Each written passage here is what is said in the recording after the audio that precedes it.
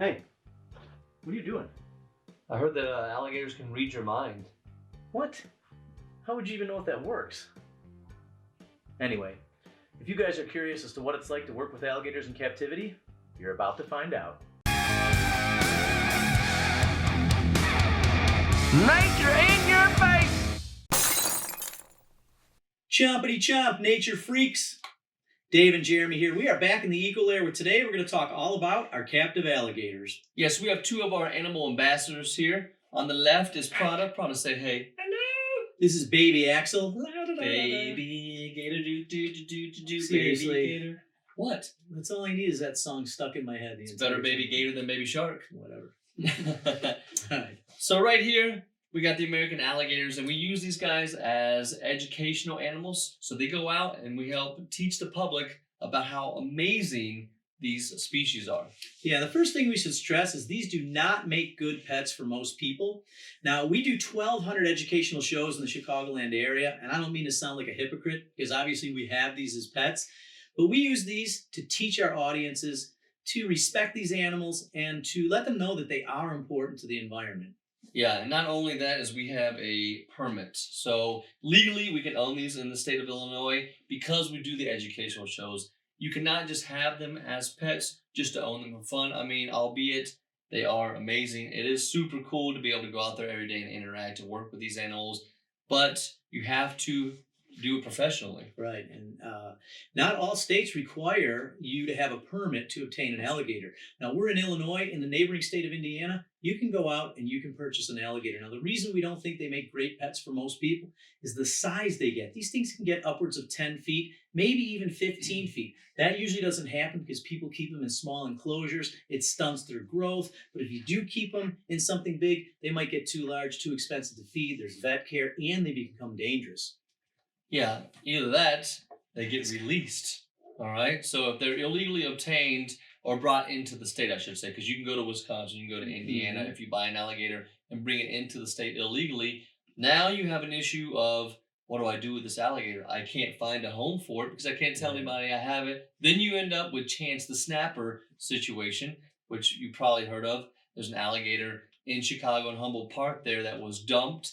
And now the city had to spend a ton of money to get it removed. $100,000. Took a week and a half to capture it.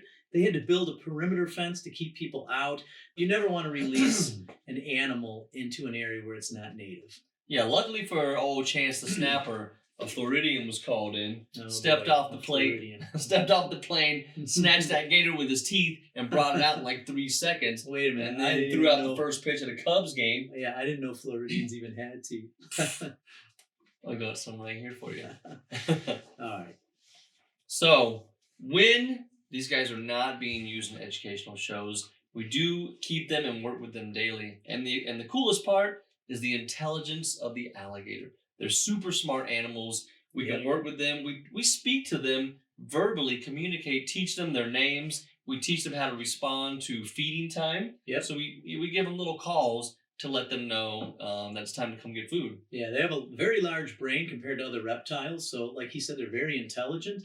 And it's not only verbal commands. By the way, what is the command that you use to call your alligator when it's time to eat? Oh, well, I mean, when I go in there, he's just chilling under his heat lamp. I let him know right away. It's not playtime. It's food time. So I just give him a little... Mine's... Just kidding. No, but I just do a little clicking sound with my tongue. A lot of the animal trainers, the alligator guys, like to do the... I don't like that, so I just do a little... And it works the same. Yeah. You do something different. You don't even use your mouth? I don't even use an audible command. Well, it's audible, but I use the tap method 3 times on his little enclosure. He comes and he knows to expect food. Now, the reason we do this... Whoa. What if you tap twice? Does it have to be 3 times? Which that was twice. I guess knock 3 times on the enclosure if you're hungry. Oh, okay. There you go. Got you. So the reason we do that is you better let this alligator know, particularly a big one. Am I being fed or am I going to a show? If you just put your hand in there randomly without teaching him in some way, he might think you're feeding him. Grab your hand. You're going to your show with only one. Not good. Hey, little buddy. How's it going, little buddy? Hey, buddy.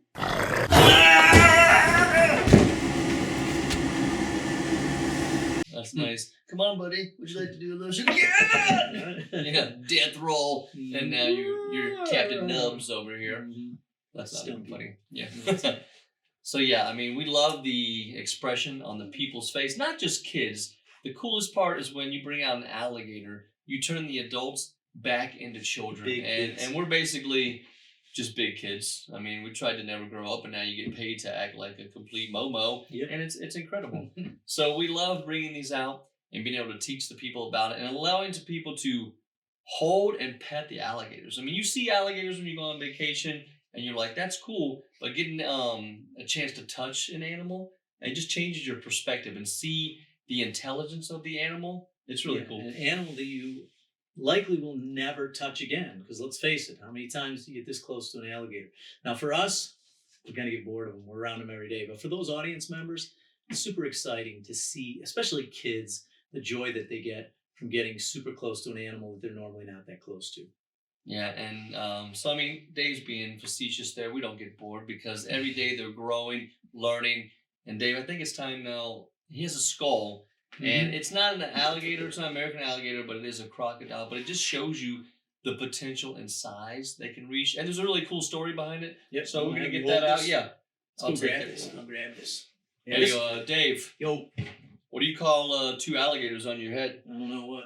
A double alligator hat. Did you make that up yourself? No, a kid did. I find it incredible. All right. Check this out. This is not an alligator. This is a saltwater crocodile. If you didn't know this, saltwater crocodiles are the largest reptiles on the planet. They can grow to over 20 feet. They can weigh well over a ton. Now, I was in Australia and I got to see these things firsthand in the Adelaide and the Daintree River. And I was at a crocodile farm, and this was sitting up on a shelf. It was all dusty. I inquired about it. I come to realize this was alligator. This was a crocodile that was responsible for killing 2 people. So I can't believe that. I had to get a federal permit from the Australian government to bring it here. It's kind of like owning an elephant tusk. You can't without some kind of permit. But look at the size of this thing. Amazing. Now, alligators don't get quite this Don't big. close it. Right? Most powerful jaw in the animal kingdom right here. Alligators, crocodiles, any one of the species, they can exert thousands of pounds of bite force. So I just thought this would be kind of cool to bring out, show you guys, share it with It you. is cool, yeah. There's not many people who own one of these skulls, so I'm kind of honored to have it. Bragger. I'm a bragger, man. This is really, really cool. This is one of my babies, right? Here, this is your other Check it baby. out. And then look at him. He just fits up there like this. Yeah. He's like, what happened, Mom? You Yeah. used to be so lively. Right. And you know what? Speaking of mom, crocodiles even this size, this is the only reptile, at least one of the only reptiles, to show a high degree of parental care. They not only guard the nest of eggs, they will guard the babies for up to 2 years after they hatch. Right? Just goes back into that intelligent category right there. Mm-hmm. I mean, everyone always, they love on mammals, and they think of mammals being really good mothers, but hey, Yep. you might as well love the alligators, all right? If you need them to have fur, we'll put a little furry vest on them next That's right. time around. You'll be like, I love you. That's right. Now, even the reptiles that don't take care of their babies, it's not that they're bad parents. Reptiles don't need parental care. They're not like your little kids who you have to feed. baby mama. They live in the basement till they're 56 years old. You don't have to do that with a reptile, right? All right. That's Well, I right. think that's going to wrap up this episode. Definitely. I hope you guys enjoyed meeting little Prada and Axel. And if you live in the Chicagoland area and you get to see one of our shows, come up and say hi to the alligators for sure. Yeah, and make sure you hit like, okay? Subscribe to our channel to get more nature in your face. Snap. See you later, crocodile. After a while, alligator. Wait, You said that wrong. oops.